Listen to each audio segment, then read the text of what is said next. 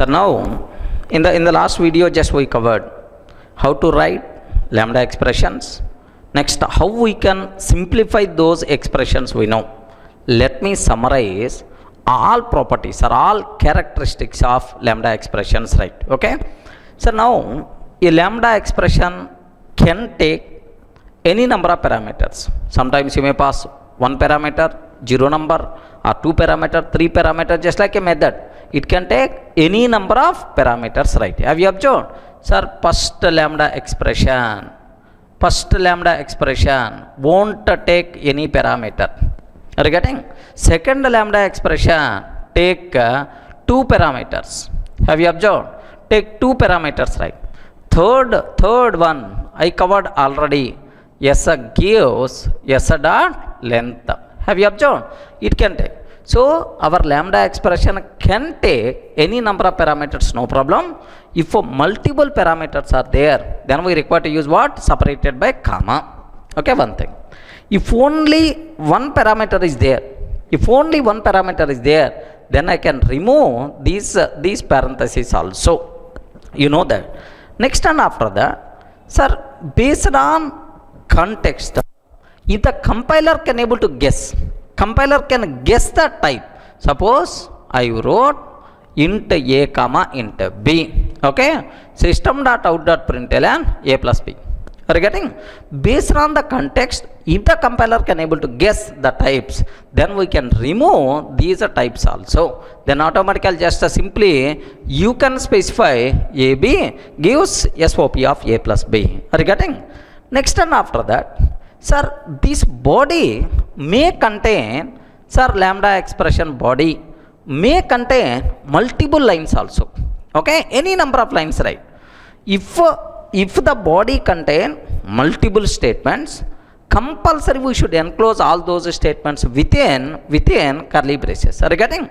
If the body contain only one statement, then automatically curly braces are optional. Everyone can able to understand, right? These properties already I used in the last examples, right? Let me summarize for your information, right? Just have a look. Now I will summarize all characteristics or properties of lambda expression. Okay, now a lambda expression can take any number of parameters. Have you observed, right? First zero number of parameters, one parameter or two parameters. Any number of parameters lambda expression can take.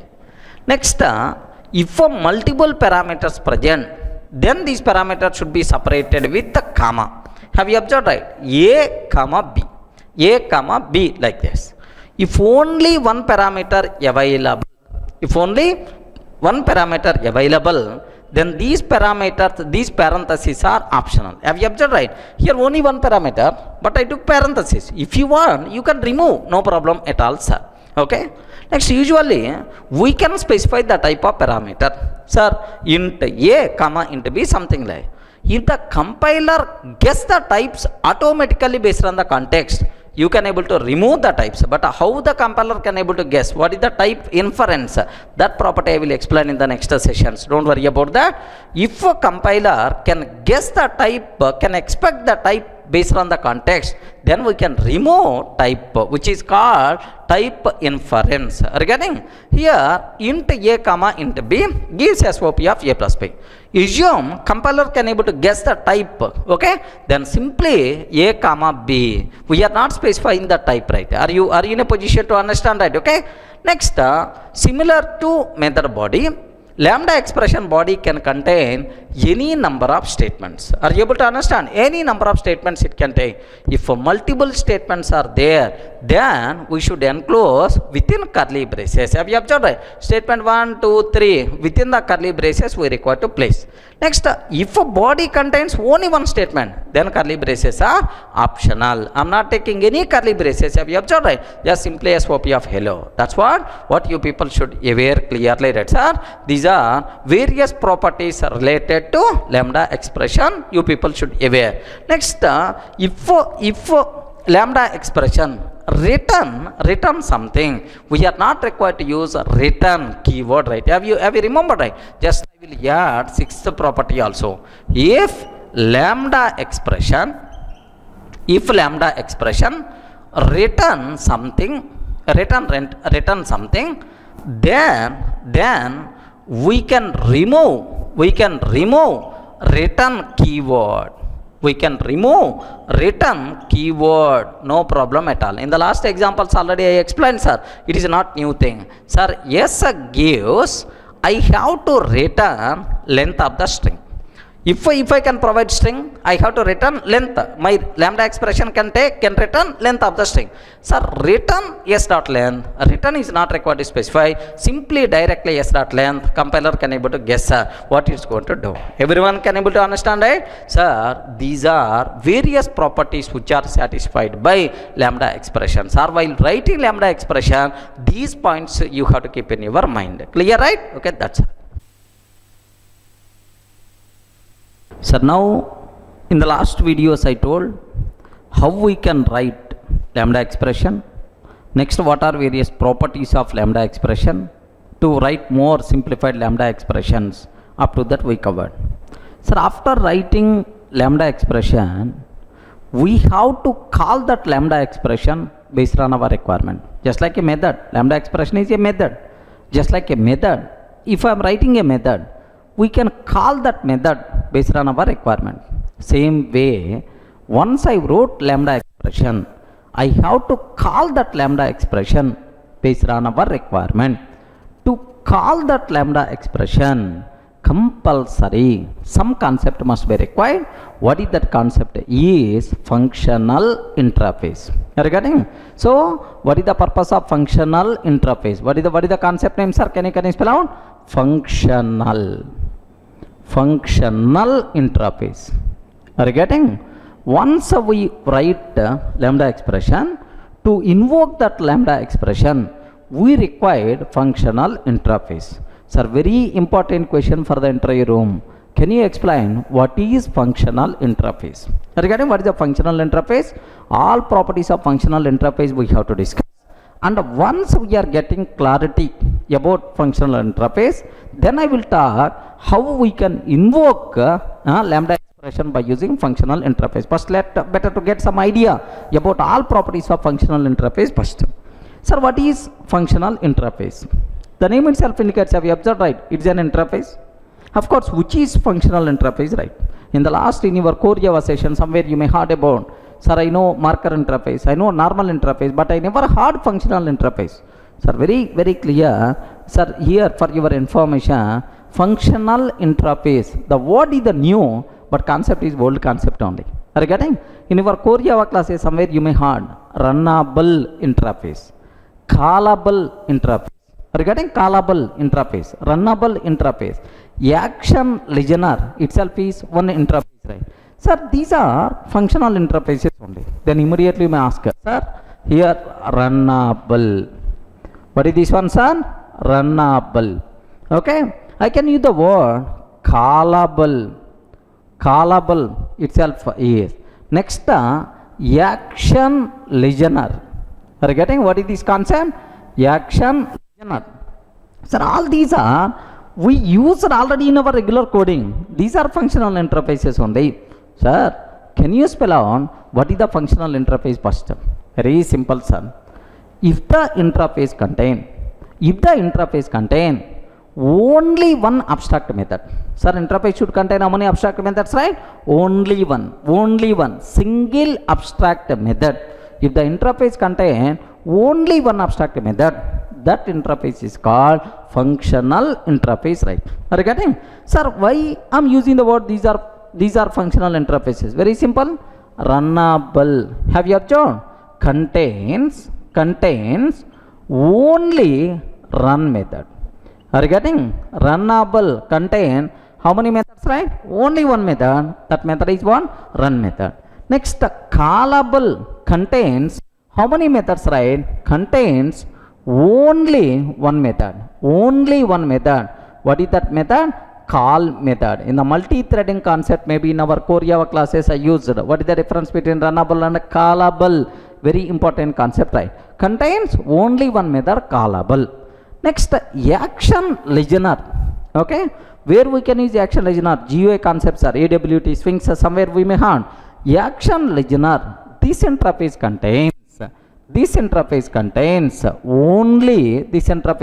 only one method. What is that method? Is action performed method. It contains only one method. What is that method, sir? Action performed method, right? Sir, runnable, callable, action listener. Regarding action listener, what is the next concept we require to talk? Have you remember comparable? In the collections concept we can use comparable, comparator, right?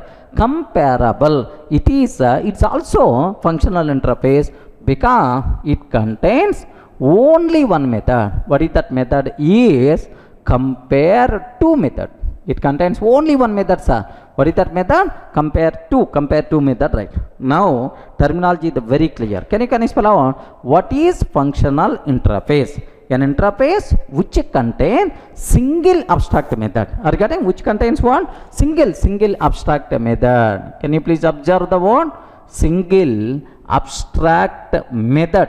Single abstract method. It is also known as SAM. Are you getting? Single abstract method, SAM. Sir, interface which contain exactly one abstract method. Such type of interface is called functional interface, right? Sir, what is the purpose of functional interface? We can use functional interface to invoke lambda expressions. Can you give an example for functional interface? Very simple, sir. Runnable. It contains how many methods? Only one method. What is that method? Run method, right? Next, callable. It contains how many methods? Only one method. Call. Action listener. It contains only one method. Action performed. Comparable, it contains only one method, compare to. Everyone can able to understand, right? Sir, what is functional interface? Can you give an example for functional interface? Now take a bit very special care, sir. Inside functional interface, how many methods we can take? We are allowed to take how many methods? Only one abstract method, right? Sir, except how many abstract methods we can take? Only one. But in the agenda I specified, have you remembered, right? Inside interface, from 1.8 version onwards, we can take default methods, we can take static methods, like, sir, in the functional interface, can I take default method? Can I take static method? Like, of course, what is the default, what is static? I will explain. Don't worry much about that. But make sure, sir, rule is, restriction is applicable only for abstract method. How many abstract methods we can take? Only one. Can I take default methods or not? Any number of default methods. Can I take static method or not? Any number of static methods, no problem at all. Restriction is applicable only for abstract methods, right? Are you in a position to understand? Just have a look once, sir. I'm taking a small example for this. Here just observe, I'm taking one interface, interrupt. Here I have one method is there, public void m1 method is there. Sir, is it abstract method or not? Every method present inside interface by default is always a public and abstract, you know, right? Sir, anyway, it's a default nature. Now I'm taking default void m2 method. Default void m2. Sir, what is the purpose of default method and so on? This concept I will discuss, sir. But this facility came from 1.8 version onwards. Default method I'm taking. Next, even I'm taking public static void m3 method also I'm taking. Have you observed, right? Sir, all these things I'm taking inside interface only. Can you please spell out? Is it functional interface or not? Yes, sir. Yes. Because the reason is, it contain how many abstract method? Only one abstract method. Sir, if you want, you can take any number of default methods, any number of static methods, no problem at all. Functional interface should contain only one abstract method. Restrictions are always applicable only for abstract method. Default methods, next and after that static methods, you can take any number. But what is the purpose of default, what is the purpose of static, I will explain. Can you please spell out? With this knowledge, is it a functional interface or not? Yes, I have interface, interrupt. Sir, I am taking interface, interrupt. I have public void m2 method, m1 public void m1 method. I have first method. Similarly, I have public void M2 method. Can you please tell, is it a functional interface or not? No, because the reason is, how many abstract methods are available, sir? 2 abstract methods. It is a normal interface but not a functional interface, right? Because more than one abstract method is there. Is it clear, right? Sir, now the terminology is very, very clear for you people. What is functional interface? An interface which contain single abstract method. Such type of interfaces are called, okay, functional interfaces. Can you give an example for the functional interface, right? Runnable, callable, comparable, action listener, all these things are, okay, functional interfaces, because these interfaces contain how many abstract methods, right? Only one. Sir, inside functional interface, is it possible to take default methods? Is it possible to take static methods or not? We can take default and static methods. How many number? Any number, no problem at all. Restriction is applicable only for one abstract method. Compulsory functional interface should contain exactly one abstract method. Clear for all of it? Okay, that's all. Sir, you may ask, what is the need of functional interface? Keep only one point in your mind. We can use functional interface to invoke, to call lambda expressions. How you can call that part I will explain. So up to this, what is the functional interface? Next, what can you give an example for the functional interface? Is very clear for you people, right? Okay, that's all.